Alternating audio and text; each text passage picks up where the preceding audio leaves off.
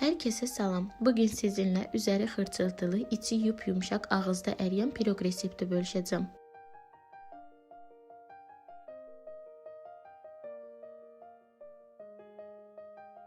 Bunun üçün qaba 125 qram otaq temperaturunda gözlətdiyim kərə yağını və 1 stəkan şəkər tozunu əlavə edib əlimlə qarışdırıram.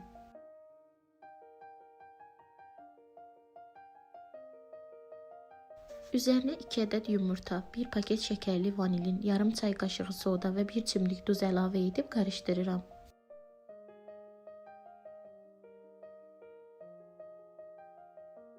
Kənarda ələdiyim 2 stəkan yarım unu da buraya əlavə edib yumşaq ələ yapışan xəmir yoğururam. Unun miqdarı markadan asılı olaraq dəyişə bilər. Hazırladığım xəmirdən kiçik kündə ayırıb buzluğa yerləşdirirəm.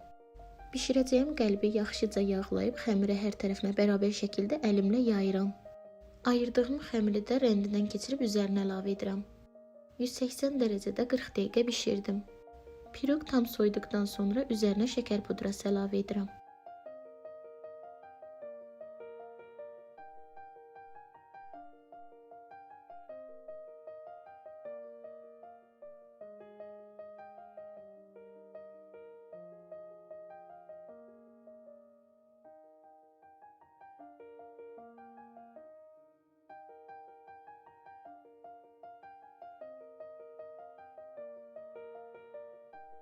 Videolarımı bəyənirsinizsə fikirlərinizi mənimlə bölüşməyi və kanalıma abunə olmağı unutmayın.